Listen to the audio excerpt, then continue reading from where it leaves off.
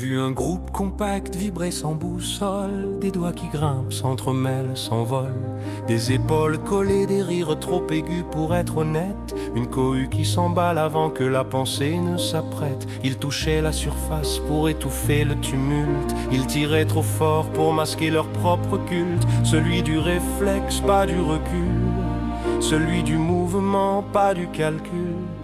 Ce n'était pas un combat, juste une fuite maquillée, une pulsion qui gonfle, une raison noyée. Le bruit des mains couvrait le bruit du cœur. C'est là que commence mon ardeur.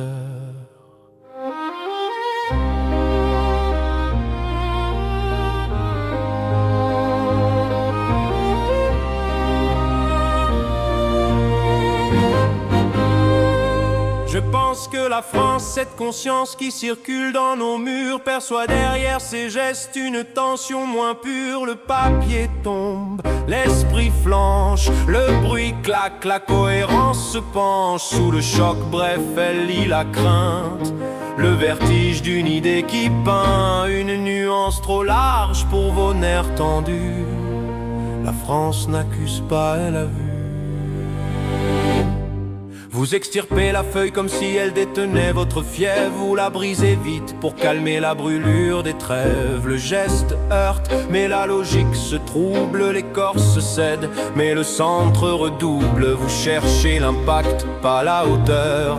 Vous frappez la forme, pas votre peur. Vous touchez le décor pour ne pas voir le fond. Vous confondez tension et conviction.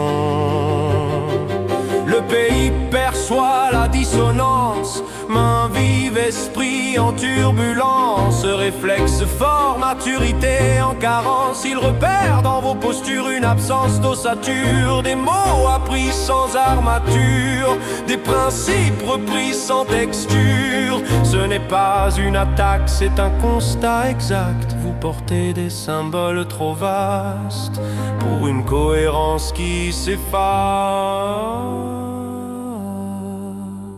Elle cherche les passeurs d'hier, ceux qui liaient courage et lumière, ceux qui enseignaient l'écoute frontale, la parole stable, la droiture loyale. Où sont ceux qui montraient que l'idéal se porte avec calme, jamais dans le signal brutal? Vous avez reçu l'apparence sans la fibre, le signe sans l'équilibre, le mouvement sans la ligne qui transforme un être en homme libre. Être adulte, c'est accueillir ce qui dérange, c'est trier, se poser, laisser mûrir l'échange. Vous coupez avant la compréhension, vous tranchez pour éviter l'introspection. La déchirure disperse le papier, mais la fissure continue de vibrer, sinueuse, collée à votre trajet, plus fidèle que vos regrets. La France devine l'inachevé sous vos ardeurs, force brute, peu de hauteur. On vous a donné l'indignation, sans l'art de la modération. On vous a offert l'emblème sans la patience qui le mène. On vous a dit réagis, pas enracine-toi. Alors le geste part, mais l'esprit ne suit pas. Pendant que vous morcellez ces affiches en cherchant à exister, le pays se demande où sont les guides oubliés, ceux qui transmettent la cohérence, qui forgent la patience, qui savent qu'une idée solide n'a jamais craint le solide. Où sont les artisans d'idéal? Où sont les voix fondamentales? Ceux qui apprennent qu'on ne grandit pas en rasant ce qui nous contrarie là-bas. Car au fond, vous ne touchez pas un rival, vous entamez votre verticale. Vous n'effacez pas un message, vous réduisez votre paysage. Vous ne gagnez rien au sol, vous perdez l'altitude du rôle. Vous ne faites taire aucune voix, vous repliez seulement la vôtre, étroite sans foi. Vous croyez frapper, mais frapper sans sens reste un bruit court.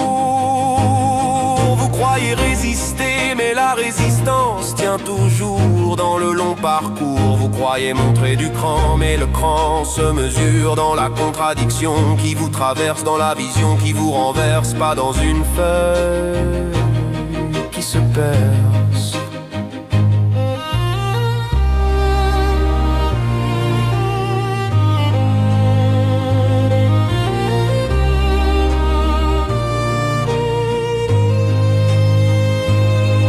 La France ne ferme pas la porte, elle reste immobile, forte. Elle vous veut dense, pas brusque, présent, pas impulsif, aligné, pas décoratif.